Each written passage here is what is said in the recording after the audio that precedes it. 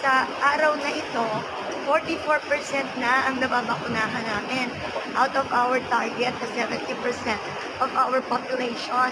Pero syempre, talagang humingi rin po ako ng pangunawa sa aking mga mamamayan dahil talagang ang supply po ng vaccine ay hindi po biglaan ang dating. Paunti-unti lang din at iniintay din natin ang ating in-order ng LGU. At gayon din, nagpapasalamat din po ako sa ating IATF, kay President Rodrigo Roa Duterte, syempre sa ating vaccine czar, Sec Charlie, at saka po kay Sec Vince na talagang tumutulong, pati na rin po ang DOH Secretary.